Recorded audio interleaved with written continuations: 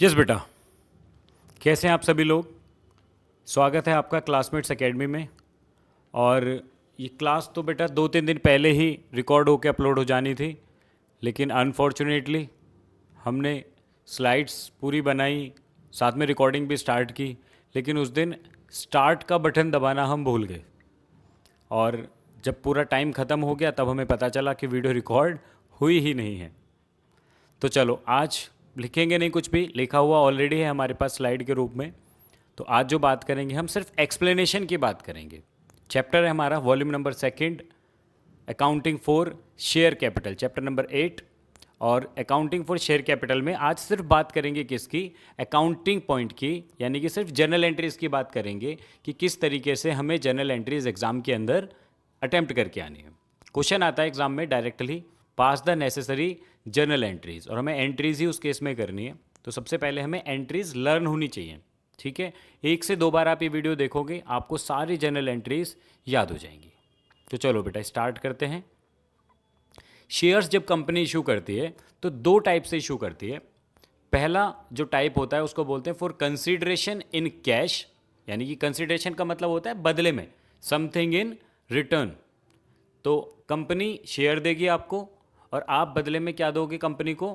Cash या bank से payment करोगे आप।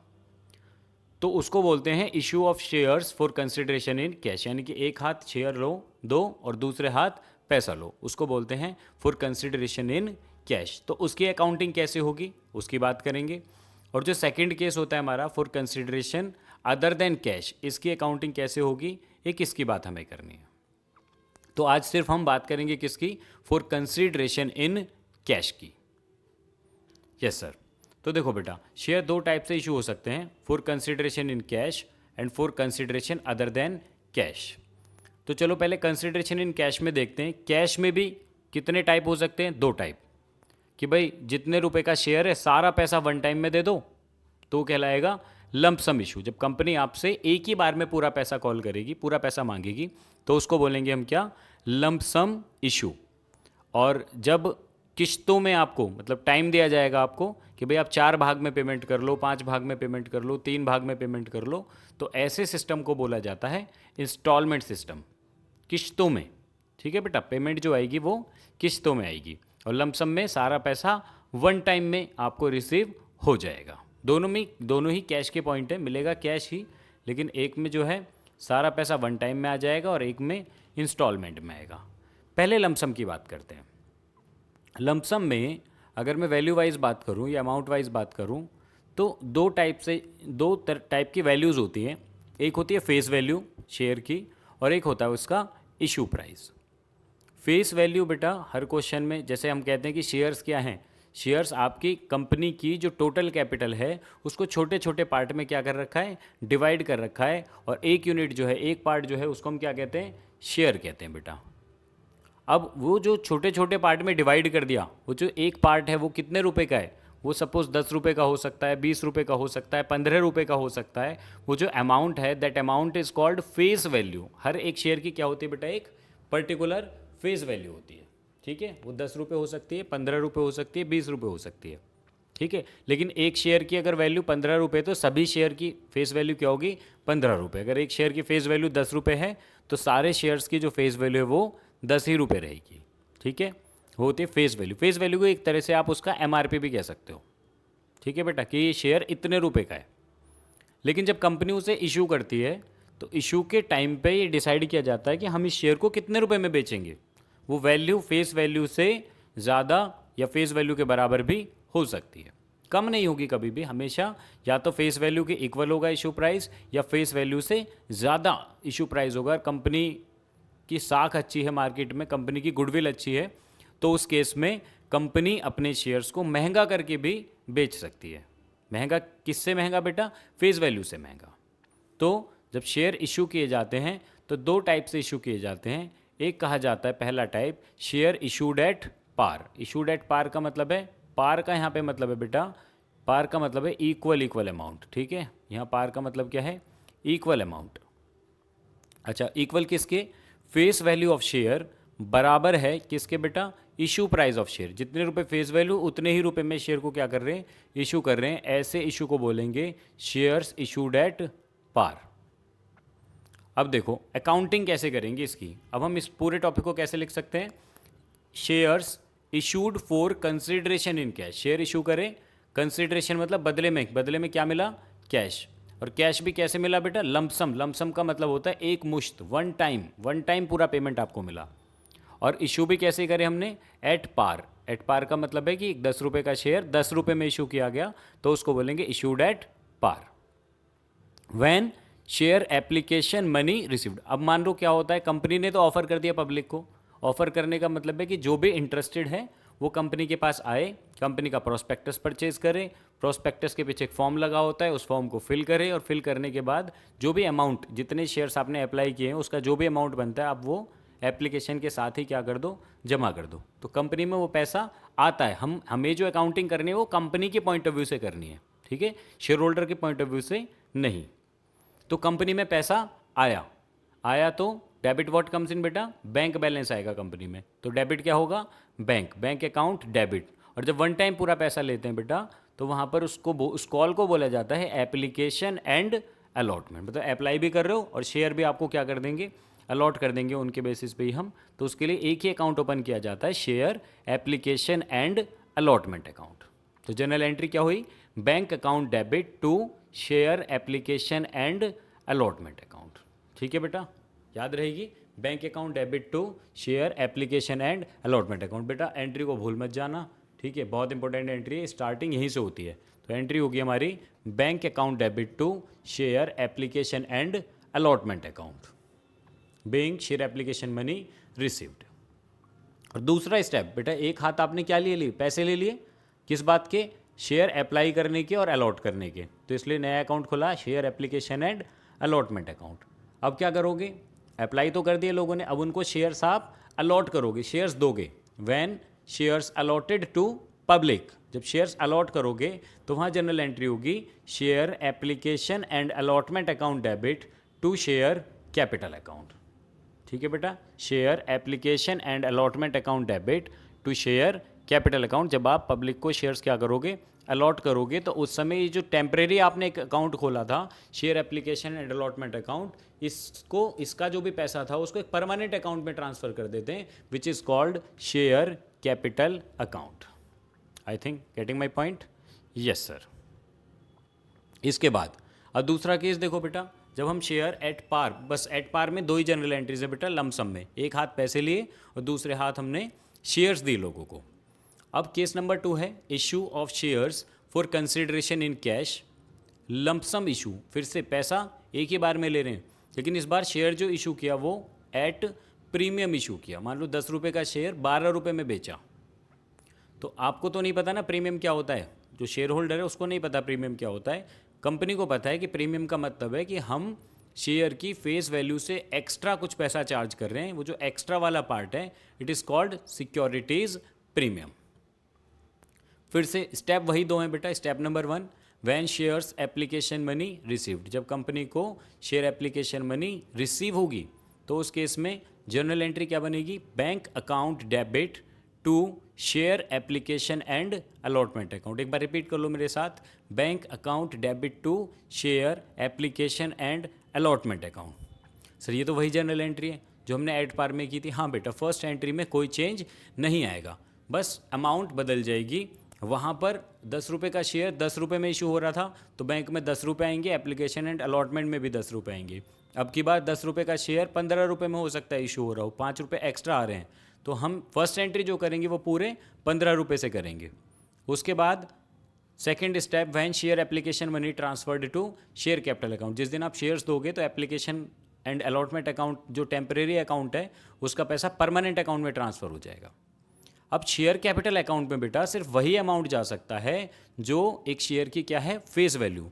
फेस वैल्यू से अगर ऊपर आपने कोई पैसा लिया है तो वो एक्स्ट्रा वाला जो पैसा है वो एक अलग अकाउंट में चला जाता है, which is called securities premium account. तो जनरल एंट्री क्या बनेगी, share application and allotment account debit to share capital account and to securities premium account. Suppose आपने 15 रुपये कलेक्ट किए थे, तो 10 कैपिटल के और 5 सिक्योरिटीज़ प्रीमियम के। तो जो कैपिटल का पैसा है वो कैपिटल अकाउंट में ट्रांसफ़र हो जाएगा, और जो सिक्योरिटीज़ प्रीमियम का पैसा है वो सिक्योरिटीज़ प्रीमियम अकाउंट में ट्रांसफ़र हो जाएगा। क्लियर है बेटा? Yes sir.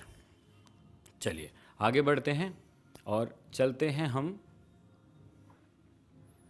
अपनी अगली स्लाइड पे।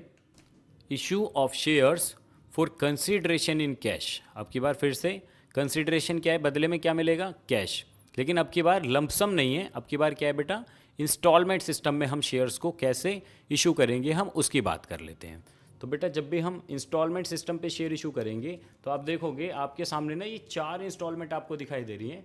फर्स्ट है शेयर एप्लीकेशन, सेकंड है शेयर अलॉटमेंट, थर्ड जो तीसरी किस्त है उसको हमने नाम दिया है शेयर फर्स्ट कॉल, और जो हमारी बेटा लास्ट चौथी इंस्टॉलमेंट है final instalment which is called share second and final call account.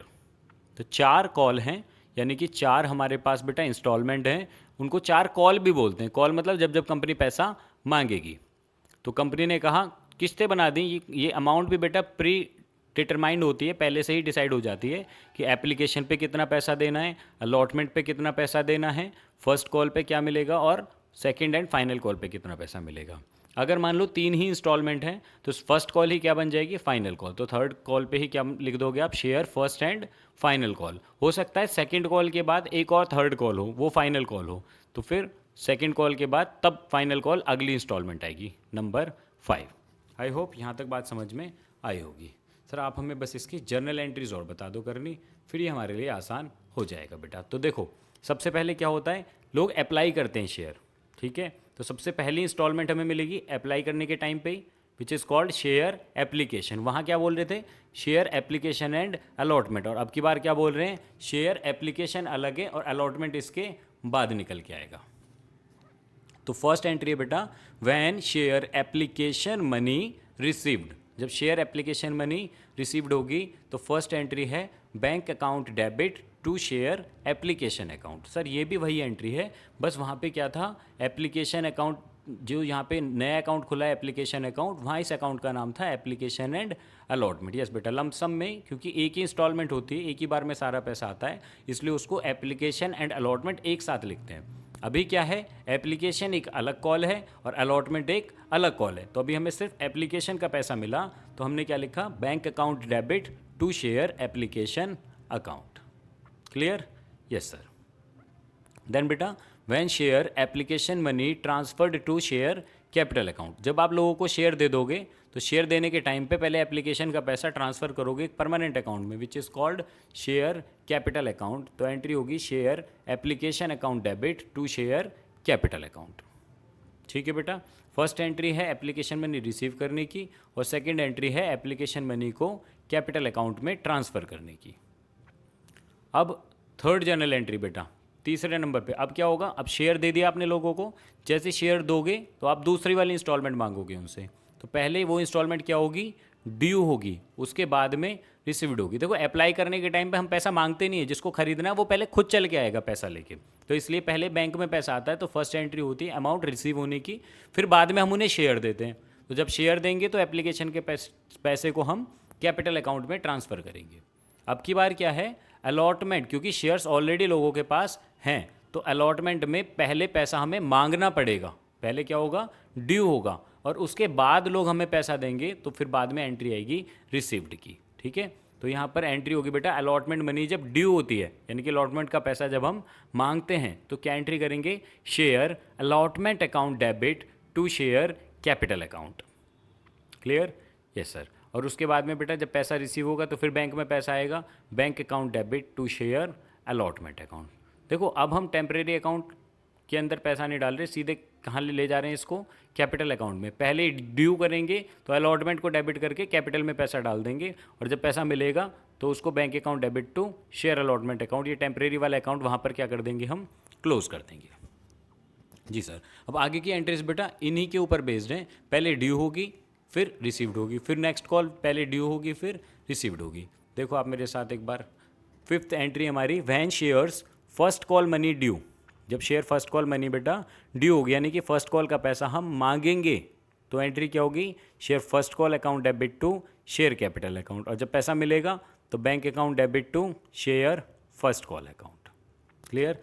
और देखो लास्ट वाली भी देख लेते हैं हम, 2 जनरल एंट्रीज फाइनल कॉल की।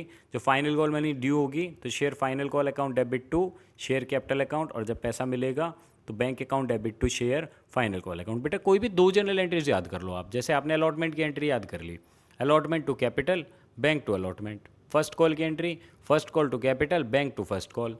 फाइनल कॉल की entry, final call to capital, bank to final call. तो एंट्रीज वही हैं। और एप्लीकेशन की एंट्री बैंक टू एप्लीकेशन पहले हो जाएगी, और एप्लीकेशन टू कैपिटल ये सेकंड नंबर पे जनरल एंट्री हमारी हो जाती है। आई होप यहाँ तक जनरल एंट्रीज आपको समझ में आ गई होंगी। तो बेटा बस इस क्लास के अंदर इतना ही। बाकी आगे का जो कंटेंट है हम इसके बाद एक और वीडियो देंगे, जिसके अंदर अभी हमें क्या बताना है, सिक्योरिटीज़ प्रीमियम अगर हमें इंस्टॉलमेंट में प्रीमियम मिला हो तो उसका अकाउंटिंग ट्रीटमेंट क्या होगा, और फिर उसके बाद बात करेंगे बेटा कंसिडरेशन अदर देन कैश में कौन कौन सी जनरल एंट्रीज हमें देखने के लिए मिलती हैं। तो बस आज इस छोटी सी वीडियो में आपसे विदा लेता हूँ, मिलेंगे अपनी अगली क्लास में, तब तक के लिए good bye, have a good day.